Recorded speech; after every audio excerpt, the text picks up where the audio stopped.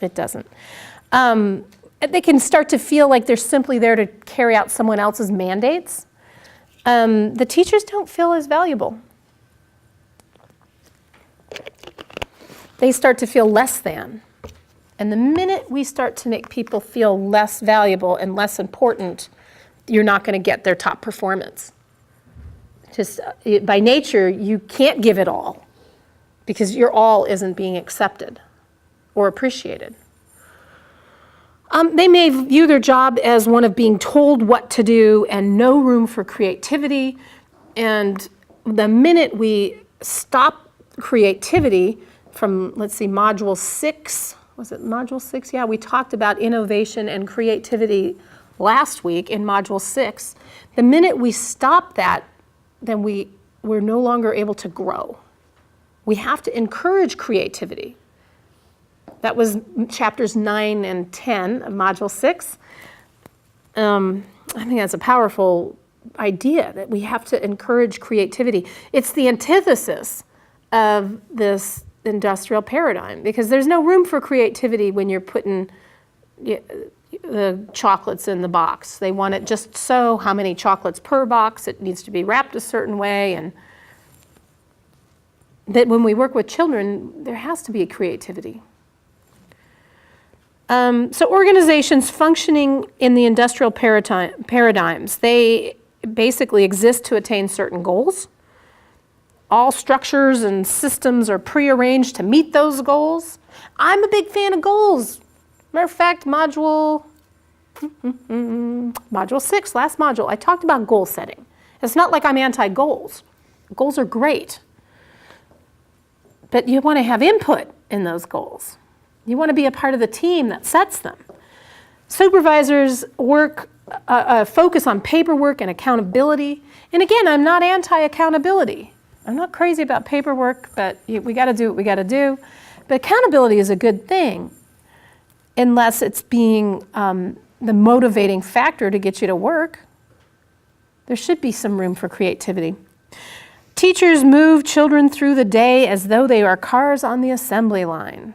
Do you ever feel like that when you're working with children? It's time. Some of you are shaking your head no. Some of you are going, yeah, it's happened. They're not cars. This is not an assembly line. We're dealing with people. And as we started off this semester saying, it is hard to determine how efficient we are in what we do because we're dealing with people. It's not the same as creating 100 widgets in an hour. It's just very, very different. Our quality is measured in a different way. So the other problem with that type of paradigm is that the leader's effectiveness is judged in terms of whether or not they meet goals. There's so much more to it than that. Do we get even a part of that goal? So if it's a yes or no, yes, you got the goal, or no, you didn't, then it doesn't take into account the fact that there are phases of goals. So maybe that child didn't meet the goal that we had for them that day, but they've come a long way, rather. So let's see, one more point here. The program evaluation seen as solely the director's responsibility as exclusive of the teachers. Oh, the program should be evaluated by everybody, including parents. So the staff should be evaluating program, the managers. You can ask the children, how do you like your school? Oh, we're afraid to do that because the children don't know what school should look like. Yeah, they do. They should have input. It's made for them. And as teachers, it is made for them. I like Lisa Murphy's quote, this is a child's place and we move at a child's pace. We got to learn to slow down. They are not cars on the assembly line. We've got to give them some time to interact. All right, where else do I want to go here? Can I ask you how much time, John? 17:50. Oh, I'm in a good place, although we still have that 10-minute video in the middle there, so You actually have 10 minutes, the 10-minute video, and then 17:50. Cool, thank you. So the industrial paradigm is director evaluated? Right. Okay. Usually, you might have a board member come in and do the evaluations, but it's that top-down model. The one person is telling everybody else what to do. And if only one person is evaluating it, then that doesn't give you any input. Things will never change according to what the staff may want. And I see some heads nodding. We should all be evaluating our programs. And to be honest with you, even my program here at the college, I sought out student evaluation was it last semester? Yeah, it was last semester. We had a program review, and I did it on Facebook, so maybe it wasn't the best way to do it because not everybody is on Facebook, but I had a lot of input that was helpful. We looked at hours and schedules and what time of the, are we meeting the needs in terms of technology? I take that stuff seriously. You should have the ability to evaluate your own program. This is your program. I say this in many of my classes, that this ECE program is your program, and it is all about you. I'm here for you and to support you. The minute it becomes the Dr. Daly top-down method, I got to get out of here. I don't work well that way, and I have this thought that maybe nobody does. So the factory model in the age of quality. The deal is that we are starting to look at quality. We want to be programs of quality, and the factory model isn't fitting. This industrial paradigm is not fitting for young children. It is not fitting for us, and we have to look towards quality. A program where meaningful learning takes place. So many schools still look a lot like factories, and the problem is, even those that want to change are not sure what quality looks like. There's a debate. What is quality? That's hard to put our finger on, isn't it? What does and what doesn't work with children? How are we going to evaluate it? How do we measure it? How do we even know if we have productivity? Are we increasing productivity? Should we measure? There's a big heated discussion now in terms of children's evaluations and assessments. There's a real heated debate on, are we even using the right tools to evaluate and assess children? Should we even be doing that in early childhood? I mean, there's a lot of discourse, hey, there's that word again, about what should we be doing? How do we make quality programs? So working with children is not like building a car, and each child is unique. And quality ECE depends on a multiple variety or multiple variables. We're the antithesis of the factory model, or we should be. The minute we start cranking them out like little cars on the assembly line, we got to watch it. And it's not people-centered. I'm always worried about that factory model when I see a curriculum that uses the teacher-proof curriculum in a box. Do you know what I'm talking about? I bet you do. Where nobody gets to have input on the curriculum. It's given by some publisher somewhere. It's laminated. It's in stone, and you're going to do this curriculum at this time. That sends the message that as teachers, you don't know what the children need to learn. It doesn't feel good, huh?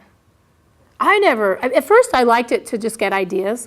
I'm not anti-curriculum in the box if you use it in the right way, to go gleaning for ideas that you then become creative with and turn into what your children are interested in.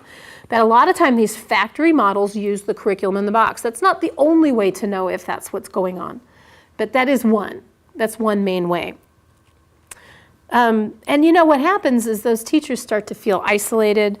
They, again, are feeling like they're being told what to teach and how to teach it, that they're not valued as knowledgeable educators that can figure out what children want to learn.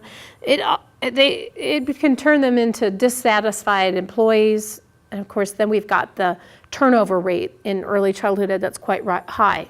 I call it the revolving door.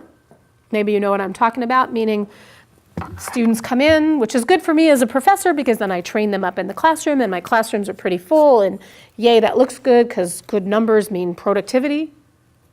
Maybe, not really, and I know that you know that's not true because the smaller the class, usually the more intimate and the more material I'm able to cover. So, but no, that's not how it's usually looked at. It's numbers. There's a quantitative thing going on. And so the classrooms get full, I train them up, they go out into the field, they teach, they realize that they're not making that much money, and they either go on and get their bachelor's and go teach K through 12, or they get out, and some people in our area, we have casinos that pay about twice that which our preschool teachers are making, which grieves me. Not that the casino workers shouldn't get good money. I'm sure blackjack is a difficult thing. I'm not saying that. I've never dealt blackjack, but I can see where that would have skill. You've got to know how to shuffle, and I don't know how to do that. But the truth is, we should be paid a comparable wage too. But because that isn't happening, and if you're especially not feeling valued in your job, you're not given creative license to teach what you know those children need, because you know the children in your classroom, then you're going to leave. And there's the revolving door. And then I have more students come in, and I teach them, I send them out, they get dissatisfied, they leave. More students come in, and I teach them, and they send them out, and they get dissatisfied. And do you see what I mean? And if we really go back to the attachment model of Bowlby, hey, I brought it full circle, that's not healthy for children. They need to have attachment relationships that are secure, even in the classroom with their teachers. They shouldn't have a revolving door of, well, who's the teacher today? Who was the teacher yesterday? Who are you? They should know their teachers. Their teachers should know the children in their care. And then we build this solid foundation of attachment, where then, as Erickson would say, we have trust versus mistrust. Children learn to trust. They don't waste their energy getting to know each new person either. Anytime you're getting to know somebody new, it takes energy. It takes thought. It's like, well, is this person, are they kidding? Are they serious? I got to kind of figure it out. And so we have to spend a little time getting to know somebody. Children are the same way with their teachers. If they don't know, is this person going to touch me in a way that's, I got to brace myself, or is this person going to be gentle? And a lot of energy is wasted just trying to figure out the new teacher, as opposed to learning the things that are more developmentally appropriate. Okay, so dissatisfaction turns to personnel turnover. And actually, that's not only the attachment issue, but then there's poor student results, because they're wasting so much time trying to figure out the new people coming in and getting used to everything new. Novelty takes brain power. So they're not able to spend it on things that are more important, and so we have poor student results. And guess what? Ultimately, that ends up in lack of student interest. Those curriculum in the boxes are fine if the children are interested in them. But what happens if they're not into it? And, oh well, that's what we're doing. It's on the page. Today is the day. We're doing that. I've seen that before. I remember I was teaching, and I was actually watching another teacher teach, and I saw this. We were in circle time, and there was a group of about 15 children in circle, and into the classroom, we had the door open. It was a lovely spring day, and they had the doors open, and in flies this butterfly. Now, the crisscross applesauce isn't going to happen when a butterfly flies into the room. And this was a new teacher who was going to stick to the rules here. I've got this curriculum, we're going to do it. And the children were like, ah! They got up, they ran, all 15 of them. Maybe there were a couple that didn't. And only because they were tripping over their shoelace trying to figure out how to get up and get going. They ran to the butterfly. So are we going to stick with, no. And she actually tried to get the children to come back to the circle. She did, bless her heart, because I got to get the pages, we got to do this. And today is the day we're doing, I don't even remember what she was doing. I don't have a clue what she was doing. I don't remember. I'm sure they don't remember. Not that it was a bad teaching, it just wasn't where they were at. We have a butterfly in the classroom right now. That's where we should be. And then I will turn that butterfly into the things that I want to teach. If we're supposed to be doing literacy skills, can we teach literacy skills while that butterfly's in the room? Yeah, we sure can. Now I'm going to talk about social emotional, because we don't want to trample each other when we go run to see the butterfly. So now I've got to turn a chaotic situation into, oh, let's come and sit here and watch the butterfly. And I'm going to see if we can see him there. Let's sit and watch him. And we can turn it into a social emotional interaction. We don't want to scare the butterfly. And if all 15 of us try to grab him, we could hurt him. Gentle hands, that's social emotional. We could tell stories about butterflies. Am I going to break out that Hungry Caterpillar book? Yes, of course I am. And I will break out the flannel board story too, so that they can then tell the story, and then we've got sequencing. which is cognitive skill. I mean, we could write stories about butterfly, there's literacy. We could draw, there's fine motor. We can go become butterflies out there in the playground, there's our gross motor. Hey, it might turn into a whole unit or project on butterflies. The life cycle, well, how did the caterpillar, or chrysalis, right? Yes, chrysalis, I brush up on this stuff before I teach it with the children. But then we would look at the chrysalis and how the metamorphosis occurs, and wow, that's a big word. Talk about vocabulary, chrysalis, metamorphosis, right? So you get my point. My concern is that when we don't trust our teachers to teach and we make them do the curriculum in the box, that we can't look for the teachable moment. That's the problem with the preset script. The teachable moment. How do you know when that's there? I don't know. It depends. That's my favorite answer. It does depend. And what's teachable for one child might not be the same moment for another. But all I know is you have to be open to it so that when it happens, you can step in and scaffold that learning. So we don't want to have verbatim teaching from a curriculum box. We don't want to have the correct answer told to us. We want to be co-learners. I want to learn about the chrysalis. I don't remember. Are you kidding? It's been so long since I've taught that. I need to brush up on it myself. So now I'm a co-learner. So let's read, let's investigate together. Oh, look, that's right. It's not a cocoon. That's a moth. It's a chrysalis. There's a difference. I can learn at the same time. No one has to tell me the correct answer so that I'm the all-knowing teacher. Because what happens is that children get disinterested. By the time she got them back to circle, which she did, she strong-armed them, not really, but I mean, she's coerced them back. I will bribe you. You won't have recess. You'll be here forever. Till you're 18, unless you come and sit and do circle right now.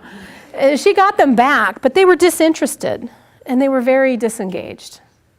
They had lost interest because now the phenomena of something amazing and beautiful in the classroom wasn't being honored. And so you lose wonder. There's a loss of wonder, a loss of curiosity, a loss of the motivation to learn. The antithesis of what we want to do, right? All right, let me say a couple more things and I'll wrap it up. I talked about the social reform in the 1960s and 70s. And really in the 80s, things began to change in terms of how we looked at leadership. And definitions of leadership are so oversimplified. I'm kind of going back to the definition of leadership. One who leads. Okay, that's not so helpful, is it? So here's a couple other of these old paradigm definitions. The position or office of a leader. Okay, the capacity or ability to lead. A group of leaders. And these definitions suggest that leadership only resides with a leader, that person who's a manager, supervisor, mentor. And it fails to take into consideration the relationship among leaders and the people they're leading, that reciprocity. There, that comes back in again. Definitions do matter. It sets the stage for how we think of things. It sets the paradigm, how we wrap our minds around something. And so they began to look at redefining the word leadership in the 80s, and new paradigms result when definitions are closely examined and clearly defined. And so they began to redefine it. We're still defining it. And research and scholars, they're still working on a process of redefining it. I like Linda Lampert. She's in your text on page 11 and a bit on page 14. And in her book, Building Leadership Capacity in Schools, that was in 1998, she began looking at definitions of leadership. And it should be about influence, not coercion. We're not coercing anybody into anything. And transformation. You'll hear the words transformational leadership, meaning we're transforming something. Kind of like the chrysalis, the little caterpillar turning into a butterfly. That's transformational. So she said that school leadership needs to be considered as a broad concept separate from the presumed role of a leader. So leadership isn't about one person. It needs to be broader than that. It needs to be embedded in the community of the school. So that suggests that there's shared properties to leadership, that there are more than one leaders. More than one leaders. Yeah, there are multiple leaders. There we go. That's a little better English. And that leadership is about learning together, constructing meaning, and collectively and collaborating to build knowledge. That's powerful stuff. I mean, just to read that out, if you don't stop and think about it, it might just go over your head without it soaking in. But we're learning together, co-learners, co-constructors of our knowledge. That's powerful. That changes everything. And it's so simple, and it's easy to go, oh, yeah, so what? That's not how it was done in the days. I tell you what to think, and you will think it. The Freire banking system, that's not in my notes, but Paulo Freire was a philosopher who used to say that the way schools were set up was like a banking system, that you are the like a bank deposit account, and that I deposit into the account, knowledge, and that at any point I have the right to demand a withdrawal, and that's what a quiz is. So I deposit the knowledge, I lecture, blah, blah, blah, blah, blah, here I go, I know how to lecture. And then at any moment, it's like quiz, pop quiz, and I withdraw, I make my withdrawal from the account. And he said, that's crazy. Why is it that people are not savings deposit accounts and that the banking system isn't working? That's not in your text. This is just something I know. And I'm trying to read the whole thing here about the definition. Oh, good. She's looking at me going, but that's not in the text. You're right, it's not in the text, but it does apply to this. So Freire was a transformational thinker, progressive, and just said, why do we do schools this way? Do we have that right? No, not if you're co-learners. If you're co-learners, then we're investigating perceptions and values together. And that means we have conversations, continuing conversations. We're constructing knowledge together. It doesn't mean that I come in with the knowledge and then put it on you, like I kind of am with this videotape. It's hard to construct knowledge through a videotape because I guess if it was a webinar, then you could text me and I could respond to it. Or it's a little awkward setting for that. A roundtable discussion is the better way to construct knowledge because then we can have an open discourse. What else do I want to say? Actions are created that grow out of these new understandings. So if I take the time to communicate and learn with you and interact with you, reciprocity, relationship, reflection, because then I have to reflect and go, wow, is the way I always thought of it the real, is that right, or is there another way to do it? So that causes grappling and malleable thinking. You have to manipulate it and change it. I impact you, you impact me. It's powerful. So we become co-creators, co-constructors of knowledge. Everybody's involved in the construction of knowledge, including your children. Lambert's ideas contradict that industrial paradigm and are informed by constructivist philosophy of knowledge and learning. The constructivist theory. I love it. Did I hit my microphone? I think I did. Sorry about that. Blew his ears out. I'll get my hair here too. The constructivist approach. I just love the constructivist approach. I went to Mills College, which is a constructivist college. It was so wonderful because they would give us the assignments, and then you could come back and say, yeah, I want to do this one instead, and this is why, because of this, and that. And they'd say, great, do it. How can I support you? How cool is that? I'd like to try to think I can do that in my classes too. It's a little easier face-to-face.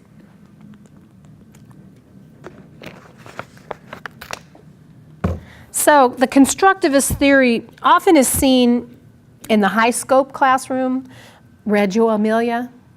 Of course, Montessori has a bit of a constructivist approach too. And I can't say constructionist without saying Vygotsky, Lev Vygotsky. And see, I'm on camera, so I'll refrain from saying how much I absolutely adore that man. He's dead and has been for a while, but golly, his writings are phenomenal. Or the translated writings, because he wrote in Russian and then it was translated into English, but brilliant thinker. So the constructivist philosophy emphasizes the importance of students and teachers co-constructing knowledge rather than passively receiving it like the banking system or the banking approach. It stresses the understanding and the application of knowledge. The so what? Now what? Here's the information. Now, if you don't apply it, then it's meaningless. It is based on the active processes and thinking and analyzing. So it's not blind obedience. We call that theory to practice. Blind obedience doesn't require a lot of analyzing. Just go do it because I said so. I could hear my mom. I'm sure every mother on the planet said that at least once in their life, though, because I said so, because they get tired of us when we, why, I don't want to. So leadership from a constructivist position is not about control. It is not about power. It is not about status. It's not about position. It's none of those things. It's not tied to roles and responsibility. That's a really different mindset. Leadership is about teachers and students and administrators and parents and communities co-constructing their knowledge. All together as a community. That could get a little messy, by the way, because we don't all agree with it. It's so much easier to say, I said so, now go do it. It doesn't require so much from you. It doesn't require a lot of thinking and analyzing and action and reflection and all of that stuff that takes energy but makes things rich. Leadership is about understanding and the application of knowledge. It's about the active processes that involve thinking and analyzing. It's about practice and application. Or as I in graduate school learned, it's from theory to practice. We take those theories that we learn about in school and then we put them into practice. It's easy to learn about theory. It's another story to, in fact, do it in the classroom with the textbook closed and 15 little children running around. Ah. Leadership is seen as the quality of organizations, and it can be exerted by anybody within the organization. We all have the ability to lead, including the 3-year-old who was the expert on horses. This brings me back to ECE 3, where I talk about the constructivist approach in Vygotsky. That's a different class than this one, but I refer to ECE 3 over and over and over again in all my classes. It's a foundational course. That's child growth and development, one of my favorite classes. In that textbook, it talks about, that one is, the one I use is John Santrock's Children. It's one of those big, heavy $200 guys, but you'll use it for the rest of your life. I still have mine from 30 years ago. I have my human development, child development book. So he said that there were 3 things that you could see in a constructivist classroom. One is that I bet some of you even remember, but I won't put you on the spot. I can sound them going, yeah, thank goodness, it's been a while. It was on the midterm in my face-to-face class. It needs to be social. Oh, yeah, I remember that. Reciprocity and relationship. It goes into both of them. Can you see how well connected that is? You can't be social without relationship and reciprocity. It has to be meaningful, meaning the children have to be able to make sense out of it in their life today. And I think that means reflective. I mean, going back to the 3 R's of this text, we've got relationship and reciprocity, and I'm thinking that when something's meaningful, it's reflective. And it's actually about relationship too, because I can't make something meaningful if I don't know who you are and what your life is about. There's nothing worse than being given a bunch of information that you can't connect concretely to your life today. Maybe I just did that today. Hopefully you'll make concrete connections to your life today. I hate it when I do that. I try not to. I really try to make it concrete for you. So it needs to be 1, social, 2, meaningful, and then 3, scaffolded. If you remember the zone of proximal development, that it doesn't mean that the all-knowing teacher does the scaffolding. Anybody with knowledge or anything with knowledge, including the internet and textbooks and encyclopedias and 3-year-olds who know about horses and the community. I think if we were really going to do a theme on horses, I live out here in a rural area. There are horses all over, and there are people who are quite knowledgeable. I would drag in some of these people who know about horses to talk about it. So, and by the way, those 3 things, social, meaningful, and scaffolding, it isn't like 1, 2, and 3. You could put them in any one order, but it is 3 things, and that's the order I happen to put them in. And I think it does fit with the textbook that we're looking at. Okay, there you go. I've got 2 quotes I want to share with you before we call it a day. One is Warren Bennis, and I quoted from him in ECE 2A at one point, so some of you sitting in here have already heard some quotes about leadership from this guy. I actually lectured on him in one of my other classes. He says, becoming a leader is synonymous with becoming yourself. It's precisely that simple. It's also that difficult. And then Parker Palmer says, we teach who we are. So if we're going to teach, we have to know who we are.